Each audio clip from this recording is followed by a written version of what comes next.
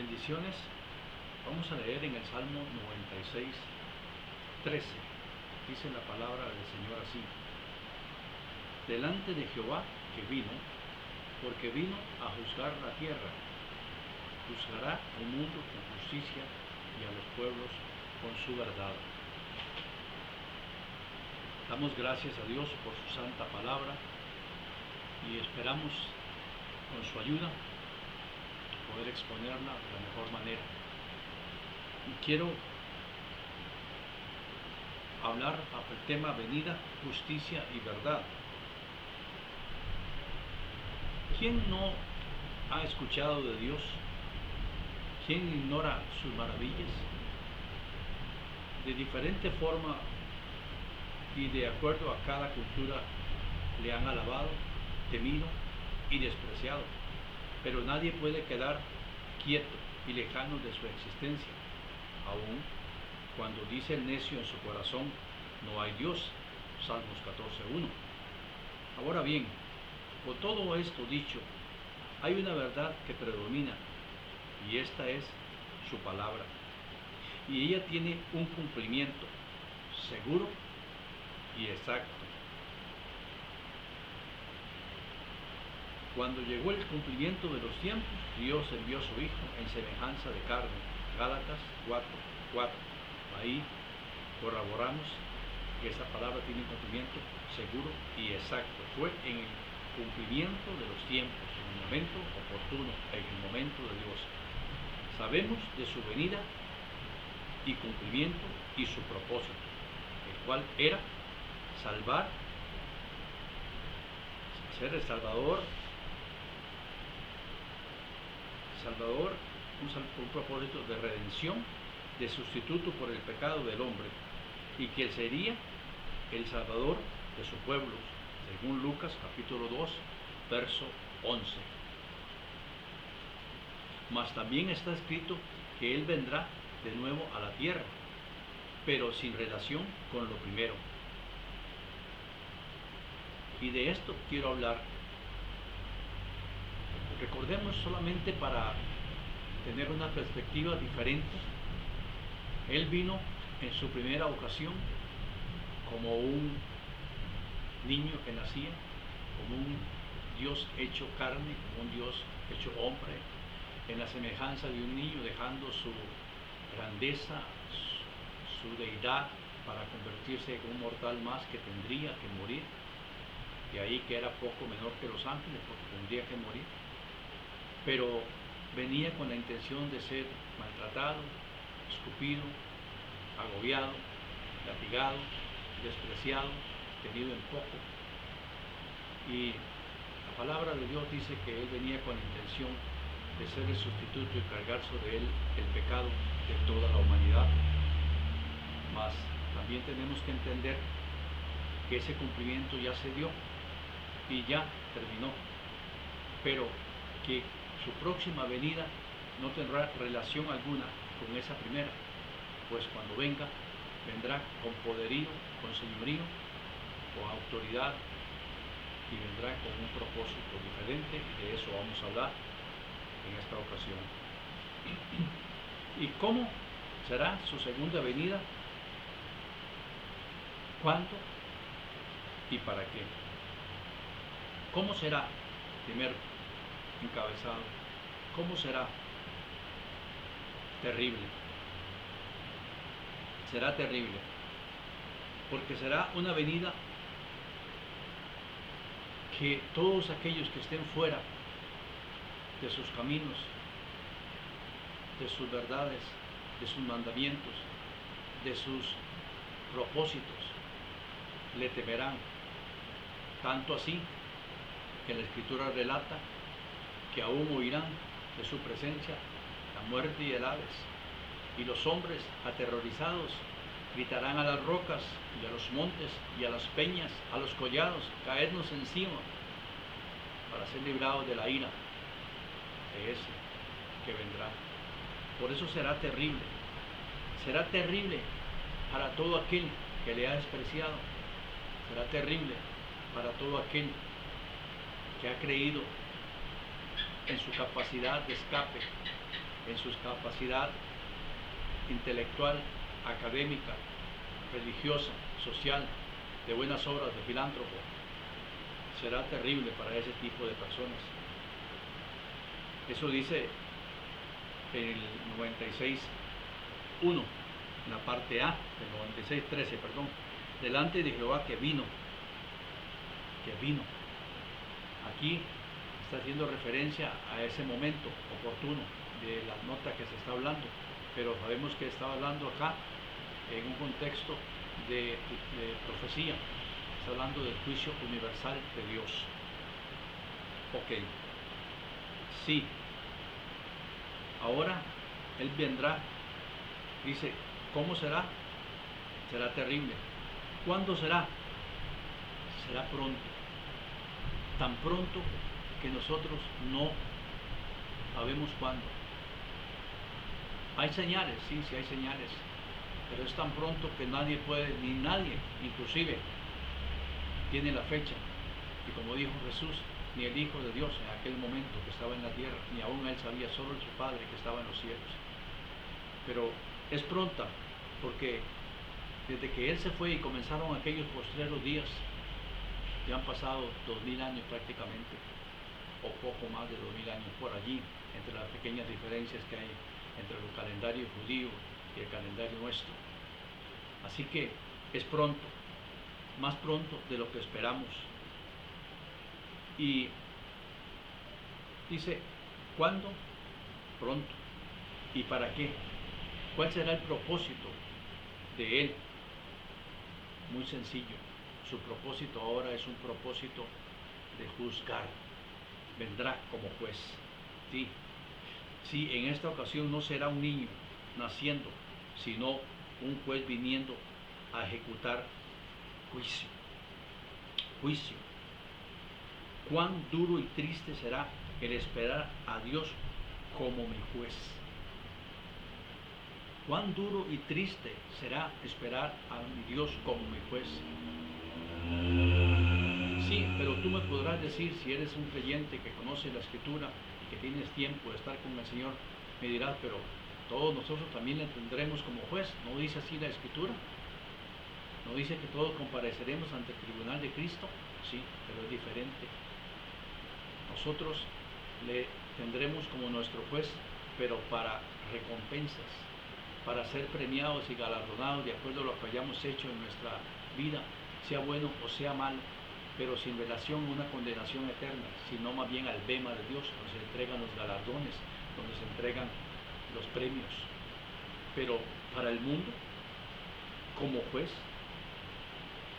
¿qué podrá presentar estas personas en su defensa? ¿Qué podrán presentar? ¿Qué argumentos? ¿Les servirán acaso en esos momentos sus títulos colgados en las paredes? ¿Sus millones? ¿Sus influencias políticas, sociales? ¿Su carisma? ¿Sus grandes obras? ¿Podrán presentar eso delante de ese juez en su defensa? ¿Y cómo presentarlas cuando siempre le di la espalda?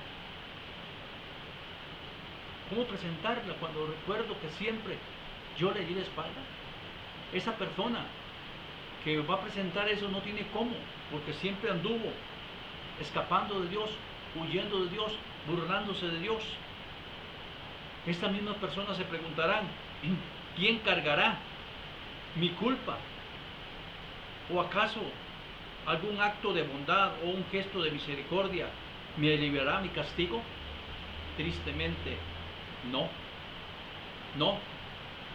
No hay nada en esos momentos. Él vendrá a juzgar y todo lo que tú presentes no tendrá efecto alguno. Grande es la culpa y grave es el precio a pagar. Por cierto, un precio inconmutable y que nunca se pagará. Cuando algo es inconmutable, cuando la tierra se define que es inconmutable, quiere decir que esa ley transgredida se cumple solo bajo la prescripción con la cual fue escrita. Si es cárcel, por ejemplo, cárcel, no hay un dinero, no hay una fianza que te saque porque es inconmutable. Y si es de muerte, es con la muerte. Entonces, qué terrible, qué difícil enfrentar a Dios desde esa perspectiva. Su segunda venida esperando al juez que te juzgará. Y lo más crítico es que está por suceder y no hay quien lo pueda evitar.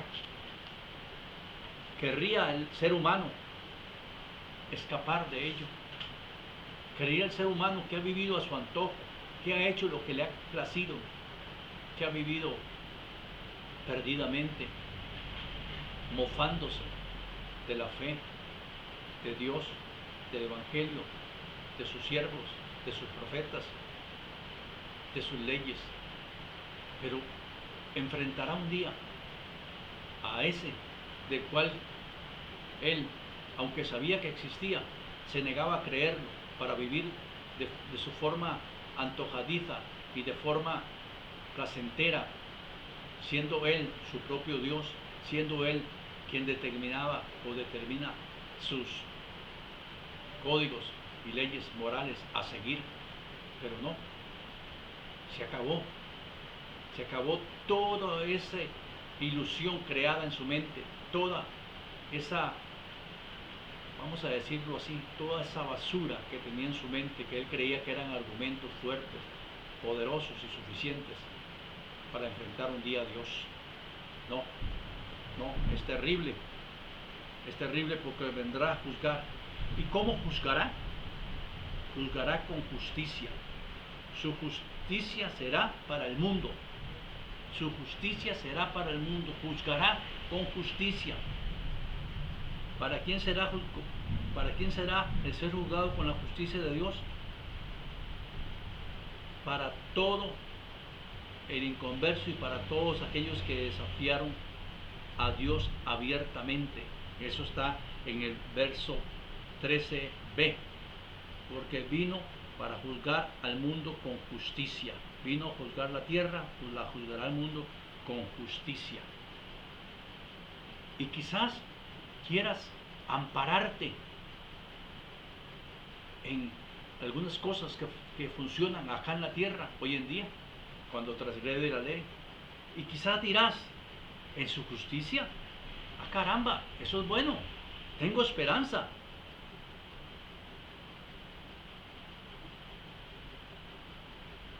Pero no, tristemente no. Esto no opera como en la tierra, que un acusado quiere un juez justo para que le haga justicia. Y tristemente no es así. Porque la justicia que Dios ejecutará es tan justa como es Dios. ¿Y qué dice la Escritura? Si queremos hablar de justicia, ¿qué dice? No y no de ninguna manera. Al aplicar Dios su justicia, no hay quien quede impune. ¿Y cómo me comprueba usted eso? Hermano, ¿cómo me comprueba eso que está diciendo? Que si Dios aplica su justicia, no hay quien quede impune. La palabra de Dios dice en el libro de Romanos, en el capítulo 3, en el verso 10 al 12, y podemos leerlo. Un momento, Romanos 3, del 10 al 12, dice la palabra de Dios así.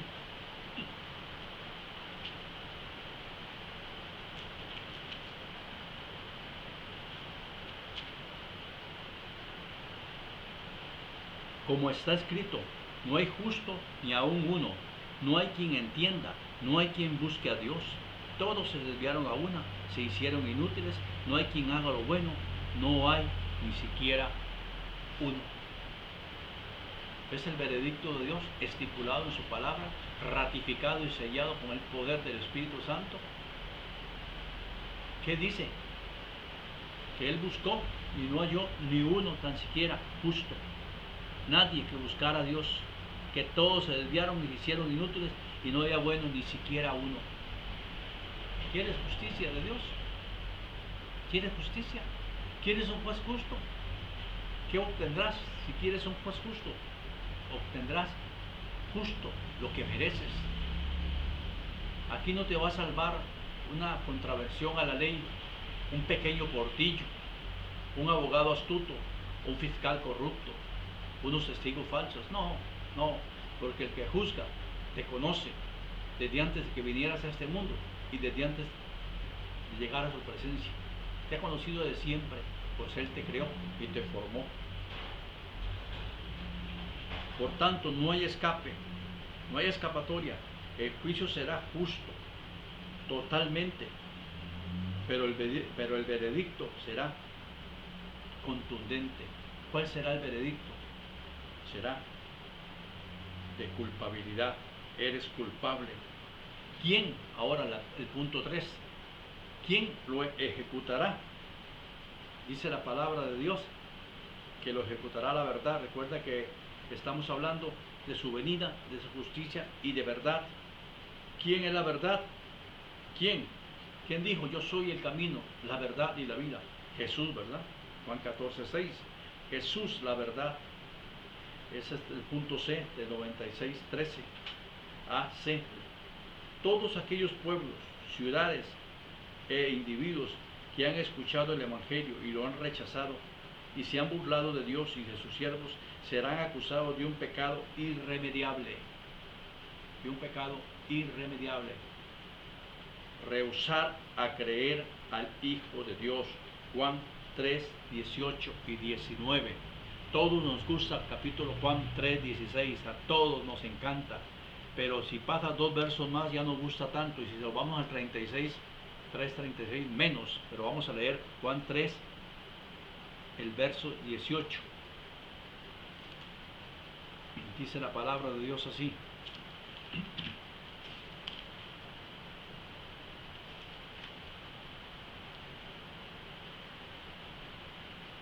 el que en él cree no es condenado, pero el que no cree ya ha sido condenado porque no ha creído en el nombre del unigénito Hijo de Dios. Y dice el 19, y esta es la condenación, que la luz vino al mundo y los hombres amaron más las tinieblas que la luz, porque sus obras eran malas. Jesús viene y va a aplicar la verdad, su verdad, la verdad que predicó, la verdad que insistió, la verdad que le llevó a la cruz, la verdad para que los hombres creyeran. Pero ellos rehusaron creer al Hijo de Dios. Rehusaron en su época, le tuvieron en poco, le despreciaron y le crucificaron. Le han despreciado durante el tiempo primero de la iglesia, con sus persecuciones, con sus matanzas, con sus carnicerías contra el pueblo evangélico, contra el pueblo de Dios. Le han despreciado, se han burlado, no han creído su verdad.